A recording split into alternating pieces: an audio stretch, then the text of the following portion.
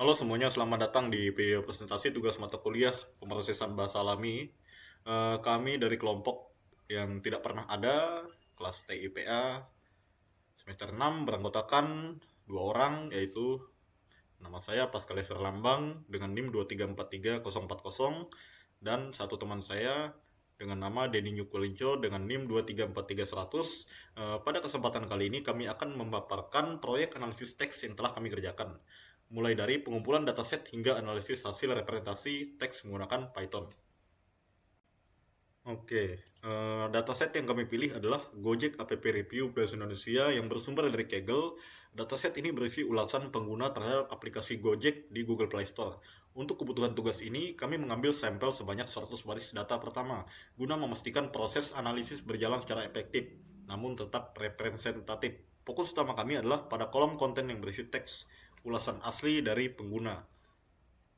Oke, kita masuk ke tahap selanjutnya, yaitu adalah tahap proses pre-processing. Nah, di sini kami ada review hasil bersih dan hasil originalnya, yang dimana ini yang pertama ada hasil review yaitu akun GoPay saya di blok, kemudian setelah diproses maka dia berubah menjadi akun GoPay blok dan seterusnya.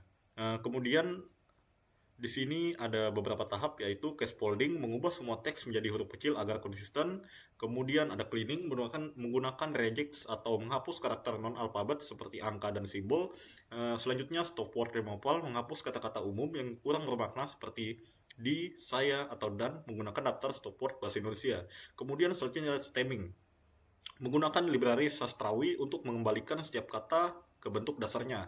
Hasilnya, teks yang awalnya berantakan menjadi lebih bersih dan siap untuk diproses secara komputasi. Oke, selanjutnya kita masuk ke tahap representasi teks. Setelah teks bersih, kami mengubahnya menjadi format angka melalui dua metode representasi teks. Yang pertama ada back of words. Di sini kita menghitung frekuensi kemunculan kata unik dalam dokumen. Kemudian selanjutnya adalah term frekuensi inverse dokumen frekuensi. Metode ini memberikan bobot lebih pada kata-kata yang penting secara unik dalam suatu ulasan, bukan sekedar kata yang sering muncul.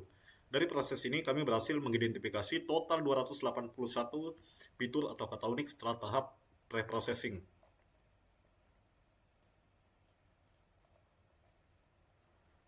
Kita memasuki tahap selanjutnya yaitu analisis hasil.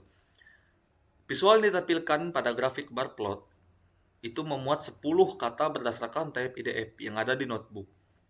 Yang pertama yang akan kita bahas yaitu narasi. Berdasarkan visualisasi data yang kami hasilkan, terdapat 10 kata dasar yang memiliki bobot TF-IDF tertinggi. Contoh katanya itu seperti bagus, mantap, bantu, dan driver yang mendominasi ulasan.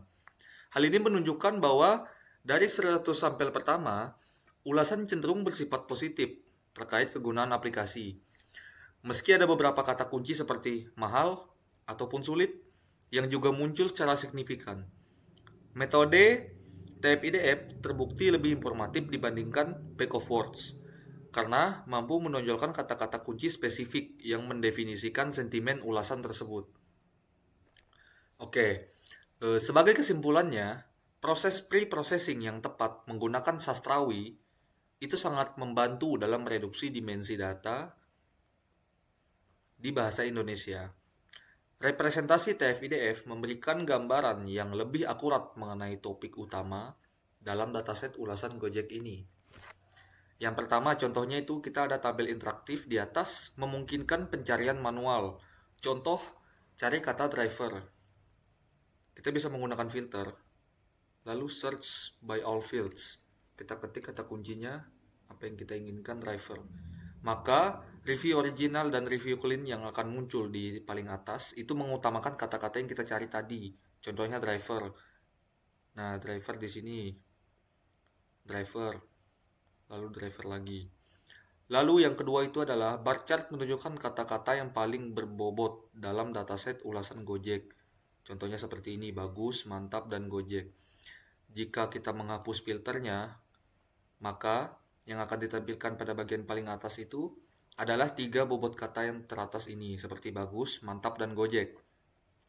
Lalu yang ketiga, TF-IDF memberikan gambaran yang lebih akurat daripada back of words karena ia menghukum kata yang terlalu sering muncul namun kurang informatif. Yang terakhir adalah proses ini membantu model machine learning nantinya dalam memahami konteks ulasan. Oke, sekian presentasi dari kelompok kami. Jika ada salah kata atau kurangnya informasi, harap dimaafkan. Sekian, terima kasih. Silakan like dan subscribe di bawah.